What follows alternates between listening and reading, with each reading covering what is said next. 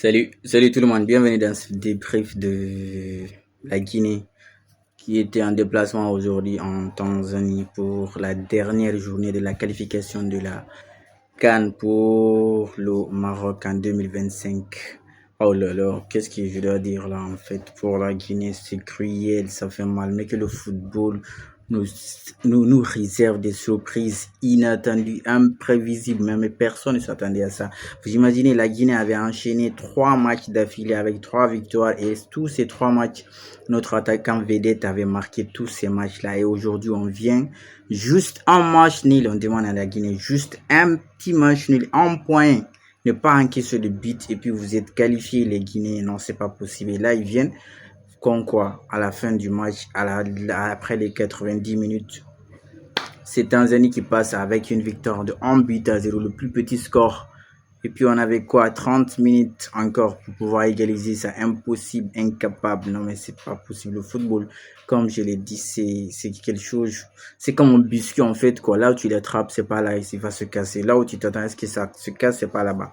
Sinon, comment comprendre que la Guinée ne soit pas qualifiée aujourd'hui? L'attaquant vedette, le ballon d'or, le futur ballon d'or ou bien le meilleur favori avec Ademola Lookman pour le ballon d'or africain, Serhou Guirassy, qui n'attendait pas lui voir au Maroc en 2025. Et là, c'est mort, c'est l'arrêt, c'est l'élimination directe de la Guinée pour la CAN 2025.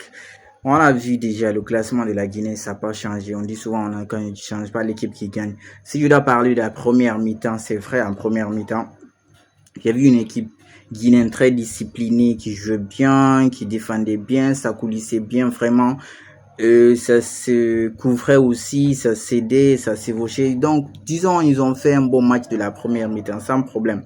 La défense, le milieu, puis les attaquants, on a vu plusieurs fois François Kamano revenir aider, comment dire, Issa Gassila, même si on a vu nos latéraux ont eu un gros problème aujourd'hui avec les 1 contre 1, parce que là, Ibrahim Diakité avec le joueur de Tanzanie, il y a fatigué à chaque fois qu'il venait un contre un, soit c'est corner ou bien il centre. De l'autre côté, il sait que si là, il n'est pas rapide. Là-bas aussi, c'était pas bon. Du coup, il fallait que soit Madi Camara vienne aider Ibrahim Diakité ou de l'autre côté, comment il s'appelle, Seydou Bassi vienne aider Issa Gassila ou bien François Commando. Mais néanmoins, pour la première mi-temps, ils ont pu jouer, ils ont bien défendu, ils sont sortis 0-0. Normalement, c'est ce qui devait être fait aussi pour la deuxième mi-temps, être aussi discipliné, attentif. Mais là, deuxième mi-temps, ils ont venu, ils ont commencé à jouer.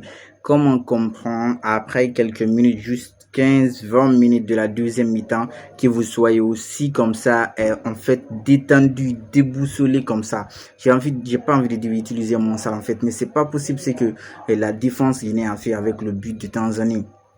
J'imagine, il y a un petit détail qu'on n'a pas souligné, mais les joueurs tanzaniens, c'est si tu dois prendre l'équipe guinéenne, les 11 joueurs, c'est seulement Morala Silla, Seydouba Sissé et puis Ibrahim Diakité. Tous les autres joueurs de la Guinée sont plus géants que les joueurs de la Tanzanie. Donc en matière de taille, les coups de tête, c'était pour nous aujourd'hui. Mais ils ont pris un but sur coup de tête. Vous imaginez, coup de tête, quelqu'un, c'est-à-dire que Ibrahim Souri Conté, le défenseur central avec Seydou Sow, le gars était derrière entre les deux. Quelqu'un qui est plus court que vous et puis c'est lui qui vient botter ce ballon et puis le mettre dans les filets, c'est pas possible. Je vous explique le but, le gars a centré, ils sont tous arrêtés, ils se regardent quoi. J'ai souvent dit ça dans mes débriefs, c'est pas possible. Quand tu es un défenseur, tu dois prendre des informations, tu dois être sûr, quand tu sautes, tu as le ballon. Si tu n'as pas le ballon, c'est pas bon. J'ai dit ça en Ligue des Champions, c'est dans un de mes débriefs ici. Un défenseur qui saute pour botter le ballon. Dis-toi, si tu rates, c'est derrière, c'est directement occasion. C'est-à-dire, c'est une occasion pure et simple pour l'attaquant. Ibrahim Souri Conté, il vient, il saute. Il sait que derrière lui, il y a l'attaquant. Il sait que derrière lui, il y a l'attaquant, il peut botter. Il sait que s'il rate le ballon, c'est pas bon. Il vient, il saute, il n'a pas le ballon. Le ballon tombe. Seydou Sow, lui aussi, au lieu de coller le joueur, au lieu de être en marquage avec le joueur, non, il s'éloigne, il n'est même pas à côté. Le gars est libre, tranquille. Il n'a même pas trop sauté, il est juste fait comme ça. Le ballon est rentré. De l'autre côté, Ibrahim Diakité pouvait aussi venir, en fait, comme Seydou Sow n'a pas collé, lui, il pouvait venir, mais lui aussi, les SC se sont regardés. Le gars a marqué. Qu'est-ce que vous voulez si vous prenez des buts comme ça? Ils ont joué, ils n'ont pas pu. J'ai pas envie trop de parler de l'arbitrage parce que, comme j'aime à dire, moi, je respecte les arbitres. Si décidé de ne pas siffler certains fautes, de ne pas accorder certains pénaltys. C'est lui qui sait, il va faire son rapport. Donc, moi, j'aime pas parler de l'arbitrage parce que si on avait joué dans le champ, si on a marqué, je crois qu'il n'allait pas nous voler le but. Mais après le but, on n'a pas été capable aussi fichu de d'égaliser le but pour aller avec un match nul et se qualifier. Ils ont joué ça.